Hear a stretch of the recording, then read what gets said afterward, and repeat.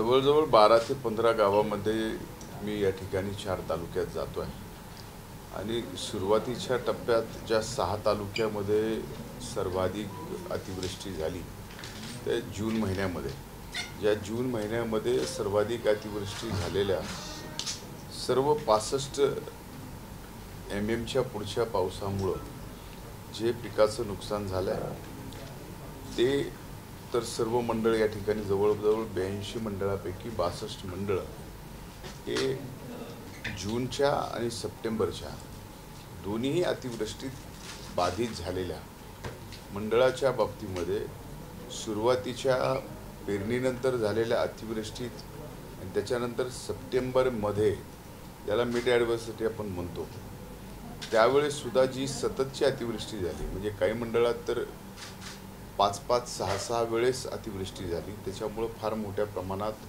या ठिकाणी पिकांचं नुकसान झालेलं आहे।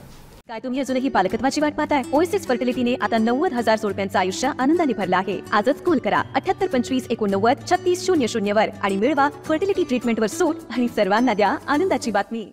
त्यात 82 पैकी 62 मंडळं ही जवळजवळ 65 mm पेक्षा जास्त पाऊस या ठिकाणी झाल्यामुळे बाधित झाले। त्यानंतर आत्ता सप्टेंबर महिन्यामध्ये जी अतिवृष्टी झाली त्यात सुद्धा मोठ्या प्रमाणामध्ये त्यातून वाचलेली जी काही पिकं होती त्यांचं सुद्धा या अतिवृष्टीमुळे फार मोठं नुकसान झालं। त्यामुळं या भागाची प्रत्यक्ष पाहणी करून अतिवृष्टीत जून महिन्यामध्ये आणि सप्टेंबर महिन्यामध्ये जे नुकसान झालं आहे आणि त्या नुकसानीमध्ये जवळजवळ सर्वच मंडळं त्या भागातली ही 25% पीक विम्याच्या अग्रिममध्ये तर घेतलेलीच आहे, पण त्याचबरोबर आत्ता मिड ॲडव्हर्सिटीमध्ये म्हणजे सप्टेंबरमध्ये जो पाऊस आणि अतिवृष्टी झाली त्यामध्येही फार मोठ्या प्रमाणात या ठिकाणी जी अतिवृष्टी झालेली आहे त्याच्या नुकसानीच्या संदर्भामध्ये सुद्धा 25% अग्रिमच्या बाबतीत आणि त्याचबरोबर जे मोजॅक व्हायरस ज्याला एक आळी पडली सोयाबीनला फार मोठ्या प्रमाणात प्रादुर्भाव विदर्भात नाही तर सर्वदूर महाराष्ट्रामध्ये हा रोगाचा प्रादुर्भाव झालेला आहे। तर त्यामुळे जे पिकाचं नुकसान झालं आहे ते सुद्धा या ठिकाणी पंचनाम्यामध्ये राज्य सरकारने म्हणजे महसूल आणि कृषी विभागाने या ठिकाणी घेतलेलं आहे आणि पीक विमा कंपनीने सुद्धा ते मान्य केलेलं आहे। त्यामुळं फक्त पीक विम्याचेच नुकसान यावेळेस शेतकऱ्यांना मिळणार नाही तर ते पीक विम्याचं नुकसान तर मिळेलच, त्याचबरोबर उद्या होणाऱ्या कॅबिनेटच्या बैठकीमध्ये या ज्या आळीचा प्रादुर्भाव ज्याला मोजॅक व्हायरस आपण म्हणायला लागलो त्याला इंग्लिशमध्ये शब्द आहे त्यामुळं जे सोयाबीनचं फार मोठं नुकसान झालं आहे त्याचीसुद्धा चर्चा या कॅबिनेटमध्ये आपण करून जे नुकसान भरपाई वेगळी पीक विम्याच्या पलीकडे जाऊन द्यावी लागणार आहे तीसुद्धा अतिवृष्टीमुळे आणि या रोगांमुळे SDRF आणि NDRFच्या नॉर्म्समध्ये पण त्या ठिकाणी बसते। त्यामुळं तिहेरी मदत या ठिकाणी शेतकऱ्याला पोहोचवण्याचं काम हे राज्य सरकार या ठिकाणी करणार आहे। या ठिकाणी माननीय मुख्यमंत्री एकनाथरावजी शिंदेसाहेब, माननीय उपमुख्यमंत्री देवेंद्रजी फडणवीस साहेब, माननीय उपमुख्यमंत्री अजितदादा पवार साहेब या तिघांनी स्पष्टपणानं या ठिकाणी कृषी विभागाला आदेश दिलेत, मदत आणि पुनर्वसन विभागाला आदेश दिले की जास्तीत जास्त मदत या ठिकाणी अशा संकटाच्या काळात शेतकऱ्यांना होणं गरजेचं आहे आणि त्या पद्धतीनं या दोन्ही विभागानं काम केलं पाहिजे। त्या पद्धतीनं या अगोदरही मदत पुनर्वसन मंत्री मधल्या काळात ज्यावेळेस नागपूरला फार मोठी अतिवृष्टी झाली, अनेक ठिकाणी पाणी गेलं, नुकसान झालं, त्यावेळेसही ते आले होते। आज मी स्वतः शेतात जाऊन या ठिकाणी नुकसानीची पाहणी करतो आहे, 15 गावामध्ये 4 तालुक्यात जातो आहे। त्यामुळे आमचा उद्देश एवढाच आहे की पाहणी करून जास्तीत जास्त मदत अशा संकटाच्या काळात शेतकऱ्याच्या पाठीमागं आपण उभी करायची, हाच उद्देश महायुतीच्या या सरकारचा आहे आणि तो उद्देश पूर्ण करण्यासाठी आज मी या ठिकाणी पाहणी दौऱ्याला आलो। तुमच्या दौऱ्यावर विरोधी पक्षनेत्यांनी आज टीका केली आहे, ते म्हणाले की 2021 आणि 22चा जो अनुदान प्रलंबित आहे ते जर कृषी मंत्री जाहीर करून या ठिकाणी आले असते चांगलं झालं असतं, कारण आता तर सध्या ते शेतकऱ्यांच्या तोंडाचं पान पुसण्यासाठी या ठिकाणी आले। एक लक्षात घ्या, ते अनुदान बऱ्याच ठिकाणी मिळालेलं आहे, काही ठिकाणी ते अनुदान मिळालेलं नाही आहे। त्या ठिकाणी त्याला कारणं वेगवेगळी आहेत, त्याला EKYCचं कारण आहे, त्याला भूमी अभिलेखाच्या कारण आहे, त्याचबरोबर आधारची लिंकिंग कारण आहे. अशा कारणामुळं काही ठिकाणचं हे अनुदान प्रलंबित आहे.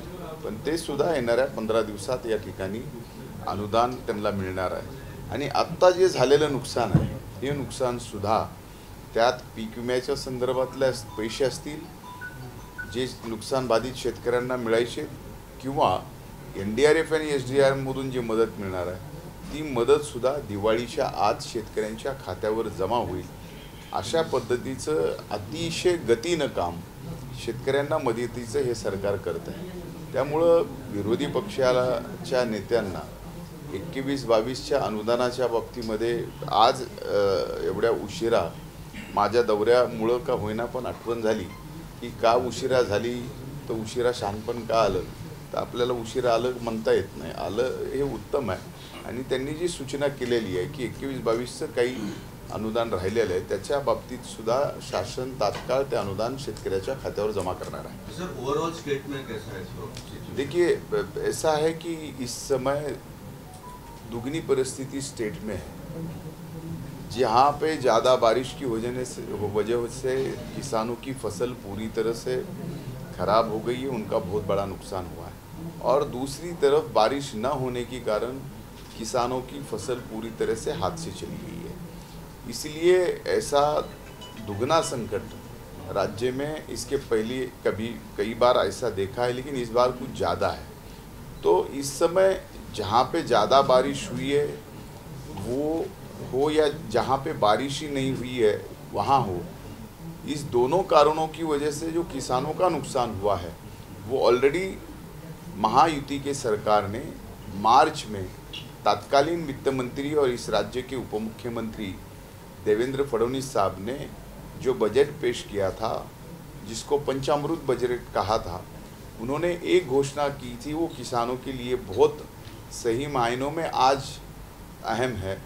वो थी कि 1 रुपया में किसानों को बीमा दिया जाएगा, जिसमें इस महाराष्ट्र राज्य के 1,70,00,000 किसानों ने लाभ उठाया. और उस कारण से जितने भी किसानों का नुकसान, चाहे ज़्यादा बारिश होने के कारण से हुआ हो या कम बारिश के कारण से हुआ हो, किसानों के जेब से जो प्रीमियम जाता था वो इस समय इस साल वो राज्य सरकार ने भरा है और किसानों को सिर्फ 1 रुपया देना पड़ा है. इसलिए किसानों का वो प्रीमियम भरना भी बचत हो गया है. और ऐसे नैसर्गिक संकट में, इस नेचुरल कैलेमिटी में वो बीमा की राहत भी मिलेगी और उस राहत के साथ NDRF और SDRF की भी राहत हम किसानों को देने वाले हैं. कितना परसेंटेज होगा इंश्योरेंस का? देखिए, पहले फेज़ में जहां जून में जब बारिश 65 mm के कारण उससे ज़्यादा हुई, उसके कारण जो फसल का नुकसान हुआ वो 25% कारपोरेशन पीक बीमा कंपनी देगी. और जहाँ पे बारिश नहीं हुई है वहाँ पे जहाँ 21 दिनों का बारिश का खंड है वहाँ पे भी किसानों को 25% यहाँ अग्रिम दिया जाएगा. ये स्टैंडिंग ऑर्डर्स है और सभी क्रॉप इंश्योरेंस पॉलिसी कंपनी ने ये तय किया है, उनको ये 25% देना पड़ेगा. उसके बावजूद जहाँ ज़्यादा बारिश हुई है 65 mm के बाद सितंबर महीने, मतलब पिछले महीने में, उसकी वजह से जो नुकसान हुआ है और बीच में वापस से कई जगहों पे बारिश ना होने के कारण जो फसल पूरी तरह से नुकसान हो गया है उसको भी हम इसी तरीके से क्रॉप इंश्योरेंस में भी बिठाएंगे और उसके साथ साथ हम SDRF NDRF के नॉर्म्स में भी बिठाने का ये तय हुआ है, क्योंकि ये परिस्थिति ऐसी है कि इसमें कोई नकारा नहीं जा सकता. मतलब अगर थ्रेशोल्ड के भी बराबर है तो भी 25% देना ही पड़ेगा. नहीं, देखिए, ये तो इंटरिम है. ये जो 25% हम दे रहे हैं ये एडवांस दे रहे हैं. जो इंश्योरेंस का फाइनल क्रॉप इंश्योरेंस जब होता है, जब पूरी तरह से फसल काटी जाती है और वो फसल कटने के बाद किसानों को उस फसल से क्या नुकसान हुआ है, क्या फ़ायदा हुआ है, फसल किस तरीके से आनी चाहिए थी, किस तरीके से इस नेचुरल कैलेमिटी की वजह से नहीं आई है, उस कारण को देखते हुए अंतिम क्रॉप इंश्योरेंस दिया जाएगा. लेकिन उसके पहले आज का नुकसान देखते हुए 25% जो जून में बारिश गिरी है उस कारण से, और अभी सितंबर में जिस तरीके से जहाँ पे बहुत ज़्यादा बारिश हुई है, जिसमें विदर्भ का बहुत ज़्यादा जिले हैं, उनमें वो भी पैसे मिलेंगे। और ये ज़्यादा बारिश की वजह से SDRF और NDRF के नॉर्म्स में भी पैसे मिलेंगे। वो तो स्टैंडिंग ऑर्डर्स है जिसमें हर फसल के लिए अलग अलग तरीके के मुआवजे देने की वहाँ पे ऑलरेडी उसमें तरतूद है। सर, कितने परसेंटेज किसानों ने इंश्योरेंस किया होगा इसका? देखिए, मैं एक बात बताऊं आपको कि जिस तरीके से परसेंटेज में बात की जाती है, जो यहाँ पे रजिस्टर्ड किसान हैं उन किसानों की संख्या आज 1,10,15,00,000 के करीब है। 2-4 लाख इधर उधर थोड़ा सा बताने में कम ज़्यादा हुआ होगा मुझसे, लेकिन इस बार उससे भी ज़्यादा 1,70,00,000 किसानों ने क्रॉप इंश्योरेंस का 1 रुपया योजना का फ़ायदा उठाया। इसमें कारण ऐसा है क्योंकि आपको ज़्यादा संख्या दिख रही होगी कि भाई किसानों की संख्या अगर इतनी कम है तो 1,70,00,000 कैसे क्या भरे। तो इसमें जो इंटरक्रॉप लिया जाता है, ज्याला मराठीमधून आंतरपीक आपण म्हणतो, सोयाबीन घेतलं तर त्यात तूरही घेतो, जूनच्या अगोदर आपण मूग उडीदही घेतो, असे जे आंतरपीकं घेतलेली आहेत त्या आंतरपिकाला सुद्धा त्यात शेतकऱ्यांनी 1 रुपयाच्या पीक विम्याचा लाभ घेतल्यामुळं ज्या शेतकऱ्यांनी एकाच शेतकऱ्यांनी 3 पिकाचा 4 पिकाचा सुद्धा 1 रुपयाचा विमा भरला, त्यामुळे ही संख्या 1,70,00,000 दिसती आहे। आणि ही अतिशय चांगली गोष्ट आहे। देशाच्या इतिहासात पीक विमा पीक लागू झाल्यानंतर पहिल्यांदाच या देशातील महाराष्ट्राच्या शेतकऱ्यांना अशी योजना दिली गेली की ज्याचा शेतकऱ्यांचा हिस्सा हा सरकार भरेल आणि सरकार फक्त शेतकऱ्यांकडून 1 रुपया घेईल आणि त्यांच्या पूर्ण विम्याची रकमेची प्रीमियमची जबाबदारी केंद्र आणि राज्य सरकार घेईल। अशी यापूर्वी कधी योजना झाली नव्हती आणि या योजनेमुळेच आज अशा नैसर्गिक संकटात शेतकऱ्यांना सर्वात मोठी मदत ही पीक विमा कंपनीकडून मिळणार आहे आणि त्याचबरोबर राज्य सरकारकडून SDRF आणि NDRFच्या नियमानुसार सुद्धा मिळणार आहे। सुप्रियाताई देखील विदर्भ दौऱ्यावर काल ते नागपुरात माध्यमांना बोलताना सांगितले दिल्लीतील एक शक्ती आहे जी महाराष्ट्रामधील घर आणि पक्ष फोडण्याचं काम करत आहे। मात्र आमचे बडे नेते जरी पक्षाला सोडून गेले असतील तरी महाराष्ट्रात टॅलेंटची काही कमी नाही आहे, आम्ही नवीन युवकांची फळी तयार करू असं सुप्रियाताई हे बघा, त्यांनी काय बोलावं हे त्यांचा प्रश्न आहे, त्यांनी त्यांच्या पक्षाची भूमिका काय ठेवावी हा त्यांचा प्रश्न आहे। पण मुळामध्ये मला एवढंच सांगायचं आहे की लोकशाहीमध्ये आणि संविधानामध्ये जी लोकशाही आपल्याला दिलेली आहे आणि ती लोकशाही देशाच्या राजकारणाची असेल, पक्षीय राजकारणाची असेल किंवा पक्षांतर्गत राजकारणाची असेल, तर त्या लोकशाहीमध्ये ज्यावेळेस पक्षीय राजकारण येतं आणि पक्षामधल्या लोकशाहीचा विचार केला जातो त्यावेळेस त्या पक्षातल्या बहुसंख्य लोकांनी म्हणजे 90% 95% लोकांनी ज्यावेळेस एक भूमिका घेतली आणि ती भूमिका जर घेतली तर त्या भूमिकेला कुणीतरी दिल्लीहून आशीर्वाद देतंय, कुणीतरी वेगळे राजकारण करतंय, असं बघण्यापेक्षा बहुसंख्य पक्षातल्या लोकांनी लोकशाही समजून जो निर्णय घेतलाय ते लोकशाही ज्याला मान्य होईल त्या व्यक्तीला आम्ही घेतलेली भूमिका ही स्वाभाविक मान्य होणार आहे। त्यामुळे लोकशाही मानायची का न मानायची, देशातल्या लोकशाहीवर आरोप करत असताना, पक्षातील लोकशाहीच्या बाबतीत फुटीच्या बाबतीमध्ये आरोप करत असताना आपण एक गोष्ट निश्चित लक्षात घेतली पाहिजे की पक्षातल्या लोकशाहीमध्ये बहुसंख्य पक्ष जर एका बाजूने गेल्या तर ती लोकशाही सुद्धा तुम्हाला मान्य करावा लागेल, त्याच्यावर दुसऱ्यावर आरोप करून जमणार नाही। विदर्भात पक्ष शरद पवार काल म्हणाले की राष्ट्रवादीचे संस्थापक अध्यक्ष मी म्हणून माझ्याकडेच ते राहणार पक्षाचं चिन्ह। आणि माझं असं म्हणणं आहे की या बाबतीमध्ये आपण सर्वांनी 6 तारखेपर्यंत वाट बघावी। 6 तारखेला हा सगळा विषय निवडणूक आयोगाकडे गेलेला आहे आणि निवडणूक आयोग त्या बाबतीतला निर्णय घेणार आहे। त्यामुळे त्या बाबतीत मी उत्तर देणं उचित नाही आहे, कारण हा विषय आता निवडणूक आयोगाकडे सबज्युडाइज आहे। सध्या कांदा प्रश्नाचं काय स्टेटस आहे आणि राज्य सरकारची काय भूमिका आहे शेतकऱ्याला या संदर्भात दिली आहे? मुळामध्ये राज्य सरकारने एकदा नाही, दोनदा नाही, 3दा या ठिकाणी कांद्याचा भाव ज्या वेळेस या ठिकाणी पडला त्यावेळेस मागच्या वर्षी सुद्धा 350 कोटी रुपये कांदा उत्पादक शेतकऱ्यांना या ठिकाणी राज्य सरकारने स्वतःच्या तिजोरीतून कांदा उत्पादक शेतकऱ्यांना दिले। यावेळेस ऐतिहासिक निर्णय अशा पद्धतीनं झाला की ज्यावेळेस कांद्यावरती अतिरिक्त या ठिकाणी एक्सपोर्ट ड्यूटी लावण्याचा निर्णय, कांद्याचे भाव स्थिर राहावेत, शेतकऱ्यालाही योग्य भाव मिळावेत आणि ग्राहकालाही योग्य दराने कांदा मिळावा, यासाठी जे केंद्र सरकारने निर्णय घेतला, तो निर्णय घेतला तरी महाराष्ट्रातील कांदा उत्पादक शेतकऱ्यांच्या बाबतीमध्ये किंवा देशातील कांदा उत्पादक शेतकऱ्याच्या बाबतीमध्ये या ठिकाणी एक निर्णय झाला की 2410 रुपयांनी। त्यावेळेस मी स्वतःच राज्याचा कृषी मंत्री म्हणून राज्याच्या कांदा उत्पादक शेतकऱ्यांसाठी मी स्वतः आदरणीय मुख्यमंत्री आणि दोन्ही उपमुख्यमंत्र्यांच्या आदेशावरून मी दिल्लीला गेले होतो। आदरणीय पियुष गोयल साहेबांच्या सोबत बैठक होऊन ऐतिहासिक भाव, आजपर्यंत कधीच कांद्याला एवढा भाव मिळाला नाही, एवढा भाव हा केंद्र सरकारने जाहीर केला आणि नाफेडच्या माध्यमातून आणि NCCFच्या माध्यमातून या ठिकाणी 2410 रुपयाप्रमाणे खरेदी करण्याचा निर्णय 2 लाख टनाचा झाला। त्यावेळेसही 1 लाख टन खरेदी त्या ठिकाणी झाली।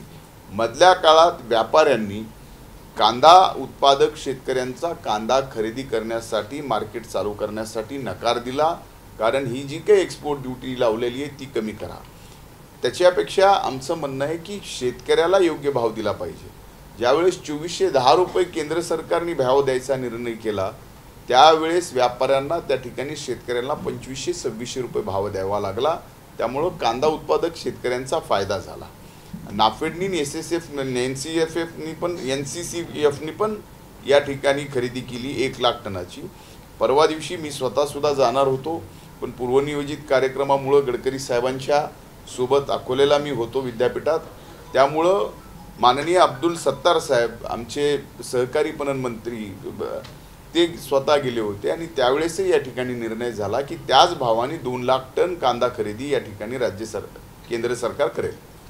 नागपूर जिल्ह्यामध्ये डिजिटल पंचनामे एक यशस्वी प्रयोग राबवला गेला, कमी वेळामध्ये चांगल्या प्रकारे केले गेले। उर्वरित राज्यामध्ये अशा प्रकारे पंचनामे होण्याचा बघा, हे डिजिटल पंचनामे म्हणण्यापेक्षा याला ई पंचनामे म्हणता येईल। तर ई पंचनाम्याच्या संदर्भामध्ये राज्य सरकारने ही पॉलिसी पूर्ण राज्यासाठी अवलंबलेली आहे आणि ही पॉलिसी फक्त पिकांचे पंचनामे नाही तर इतर गोष्टींमध्ये सुद्धा अवलंबलेली आहे। पण ही यंत्रणा संबंध राज्यामध्ये लागू होण्यासाठी आणखीन एक 5-6 महिन्याचा वेळ जाईल, पण हे निश्चित आहे की पूर्ण राज्यामध्ये ई पंचनामे करण्याचा विषय असेल किंवा तुमच्या भाषेत डिजिटल पंचनामे करण्याचा विषय असेल, हे पूर्ण राज्यामध्ये राबवलं जाणार आहे। कपास को सपोर्ट देने के लिए कुछ हो सकता है? कपास के कई बार रेट नीचे हो जाता है। देखिए, ऐसा है कि कपास हो, सोयाबीन हो या बाकी कई चीज़ें हो, जिसके भाव इस देश में उत्पादकता तय नहीं करते। कई देश ऐसे हैं जो कपास बहुत अच्छी तरीके से वहाँ पे भी लागत होती है और भाव जो है तय करना होता है, वो चाहे फिर चाइना हो, चाहे बांग्लादेश हो, आप कॉटन की बात कर रहे हैं, कई ऐसे राज्य है, ब्राज़ील हो, जहाँ पे कॉटन की उत्पादकता बहुत ज़्यादा है, वो देश तय करते हैं कि कपास में कीमत क्या होनी चाहिए। तो उस तरीके से जब वहाँ पे ड्रॉट आता है या उनकी कपास की खेती में नुकसान होता है, तब अपने देश के कपास की डिमांड बढ़ती है और भाव भी मिलता है। ये पूरा भाव का खेल जो है डिमांड और सप्लाई के बीच में है। अब जब कपास की उत्पादकता ज़्यादा हो, उस समय भाव स्वाभाविक रूप से पूरे विश्व भर में गिरते हैं, जब डिमांड सप्लाई से ज़्यादा हो तब। और जब सप्लाई और डिमांड सही तरीके से हो तो कपास को भाव बहुत अच्छी तरीके से मिलता है। ये आज तक अपन ने देखा हुआ। इसलिए हम ये देखेंगे कि कपास का भाव जो किसानों ने अपनी पूंजी लगाई है कपास को निकालने तक, मतलब कपास अपने खेत से निकालने तक, उससे 50% ज़्यादा भाव उनके कपास को मिले, सोयाबीन को मिले। यही कोशिश हमारी भी रही है और केंद्र सरकार में आदरणीय नरेंद्र मोदी साहब की भी रही है। संजय राऊतांनी आरोप लावला की भाजप निवडणूक आयोगाच्या माध्यमातून खेळ खेळते आहेत, कारण जेव्हा कार्याध्यक्ष उद्धव ठाकरे होते त्यावेळेस शिंदे कार्यकारिणी सुद्धा नव्हती। आता हे बघा, हे तुमच्यासाठी करमणुकीचं साधन झालं। सकाळी 9 वाजता त्यांनी प्रेस घेतली की त्यावरती त्यांनी उपस्थित केलेल्या प्रश्नाची उत्तरं आम्ही द्यायला मोकळे नाही आहे. तुम्हाला 9 वाजता त्यांची प्रेस घ्यावी लागते ती आपण घ्यावी. प्रत्येक दरवेळेस तोच प्रश्न. माझं म्हणणं आहे की सन्माननीय संजय राऊतांनी नवीन प्रश्न शोधले पाहिजेत आणि ते प्रश्न विचारले तर नवीन उत्तरं द्यावीत. त्याच प्रश्नाची आम्ही तरी किती उत्तरं द्यावीत. आम्हालाच कंटाळा आला ही प्रश्न ऐकून. म्हणजे तुम्हाला कंटाळा का आला नाही माहीत नाही, पण आम्हाला तर कंटाळा आला. हीच प्रश्न विचारतात गेली 6 महिने झालं, जसं शिवसेनेमध्ये झालं आहे. निवडणूक आयोगाने स्पष्टपणाने सांगितलेलं आहे की शिवसेना ही आदरणीय एकनाथरावजी शिंदे साहेबांच्या सोबत गेलेली आहे. चिन्हही दिले गेलेलं आहे. त्या बाबतीत काही दिवस ते होल्ड ठेवलं आहे. तर याचं तेही निवडणूक आयोगाकडे विषय आहे, कोर्टाकडे विषय आहे. ते निर्णय झाल्यानंतर तेही आपल्याला कळेल. पण त्यांनी काय म्हणावं, माझी विनंती आपल्या माध्यमातून की त्यांनी नवीन प्रश्न या ठिकाणी उपस्थित केले तर त्याची उत्तरं आम्हाला सुद्धा देता येतील. पण 30 प्रश्न कितीदा विचारायचे. आजपासून भाजपची ओबीसी जागर यात्रा सुरू झाली. दुसरीकडे जरांगे पाटील देखील दौरा करतायत. मात्र काल त्यांनी छगन भुजबळावर एकरी भाषेत टीका केली आणि त्याचबरोबर मराठा समाज जो 60% आहे राज्यामध्ये, ते छगन भुजबळाला मदत करू नये असं त्यांनी म्हटलं. एक लक्षात घ्या, हाच मुळामध्ये गैरसमज निर्माण करायचा प्रयत्न हा केला जातो. जातीमध्ये द्वेष निर्माण करून आरक्षणाच्या मुद्द्यावरती या ठिकाणी वेगवेगळे प्रश्न उपस्थित केले जात आहेत. आणि ते आरक्षण मिळावं यासाठी कधीच आदरणीय भुजबळ साहेबांनी मराठा समाजाच्या आरक्षणाला विरोध केला नाही. मराठा समाजाने सुद्धा आजपर्यंत यापूर्वी जे आरक्षण मागितलं ते मी 2000 नाही तर 1998 पासून मराठा आरक्षणाच्या चळवळीतला एक कार्यकर्ता आहे. मी भलेही मराठा नसलो तरी मी एक मराठा आरक्षणाच्या चळवळीतला 1998 पासूनचा कार्यकर्ता आणि या महाराष्ट्रातला प्रत्येक मराठा समाजातला चळवळीतला कार्यकर्ता ते जाणतो. त्यामुळे आम्ही कुणीही मराठा आरक्षणाच्या विरोधात नाही. भुजबळ साहेबांनी कधी विरोध केलेला नाही. आणि आज त्यांनी का आरोप करावे हा त्यांचा प्रश्न आहे. पुन्हा नव्याने वेगवेगळ्या जातीपातीमध्ये वाद निर्माण होऊ नयेत. सर्व जाती धर्माचा सलोखा यावेळेस या राज्यात राहावा हेच खऱ्या अर्थानं पुरोगामी महाराष्ट्राचं विचारधारा आहे. ती लक्षणं आहेत ती सगळ्यांनी जपली पाहिजेत आणि ती त्यांनी सुद्धा जपली पाहिजेत. कुणाला एकाला टार्गेट करून या ठिकाणी जर आरक्षण मिळणार नाही आहे, आरक्षण मिळायचं असेल आणि ते मिळालेलं आरक्षण टिकवायचं असेल तर या ठिकाणी सर्वांनी जबाबदारीपूर्वक काम करण्याची गरज आहे. त्यामुळं खऱ्या अर्थानं 16% मराठा समाजाला आरक्षण द्यायचा कायदा हा त्यावेळेस अतिशय कष्टपूर्वक माननीय देवेंद्र फडणवीसांनीच या ठिकाणी केला. आम्ही सभागृहात होतो, एक मतानी सभागृहामध्ये दोन्ही, मी त्यावेळेस विरोधी पक्ष नेता होतो, एक मतानी त्या ठिकाणी तो आरक्षणाचा विधेयक मान्य झालं. हायकोर्टात टिकलं, सुप्रीम कोर्टात नंतरच्या काळात टिकलं नाही. त्यामुळं त्या आरक्षणाचा प्रश्न पुन्हा निर्माण झाला. नाही तर जर तो कायदा केलेला राज्य सरकारने जो हायकोर्टाने मान्य केला तो जर सुप्रीम कोर्टामध्ये राहिला असता तर आज हा प्रश्न निर्माण झाला नसता. त्यामुळे कुणाला द्वेष देऊन, कुणावर द्वेष करून, कुणाचाही वेगळ्या जातीचा द्वेष करून तेच आरक्षण आपल्याला मिळवायचं अशा पद्धतीचं राजकारण या महाराष्ट्रात होऊ नये. हां, मराठा समाजाला आरक्षण मिळालं पाहिजे ही भूमिका स्पष्टपणानं आमची सुद्धा आहे. त्या भूमिकेत आम्ही अगदी स्पष्टपणानं आम्ही मराठा समाजाच्या सोबत या आरक्षणाच्या बरोबर आहोत. पण अशा पद्धतीने एक व्यक्तीला दोष देणं, भुजबळ साहेब वेगळं असं काही बोलले नव्हते, त्याचा वेगळा अर्थ काढून या ठिकाणी वेगळ्या पद्धतीचं राजकारण केलं जातं ते सुद्धा चुकीचं आहे. शेवटचा प्रश्न भाऊ, ज्या पद्धतीने विदर्भामध्ये राष्ट्रवादी पक्ष वाढायला होता मागील 10 वर्षामध्ये तो वाढला नाही, तशी ताकद मिळाली नाही असं तर सुप्रियाताई म्हणून अप्रत्यक्षाने प्रफुल्लबाईंना नाही, मला असं म्हणायचं आहे की मागच्या 10 वर्षामध्ये त्याही राष्ट्रीय राजकारणात होत्या, प्रफुल्लबाई राष्ट्रीय राजकारणात होते.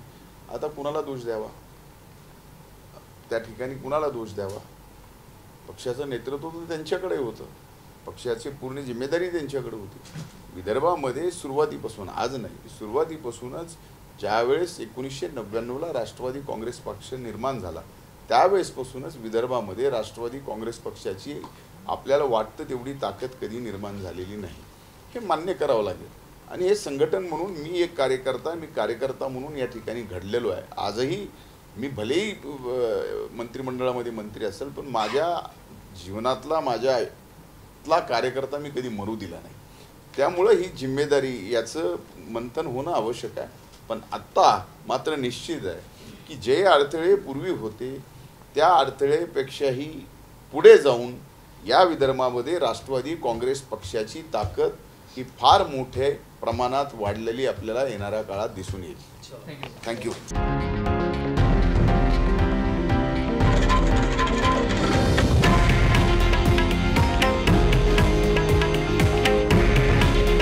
हे आहे देशातील नंबर 1 न्यूज नेटवर्क आणि आपण पाहत आहात TV9 मराठी. काळजी तुमची, हित महाराष्ट्राचं.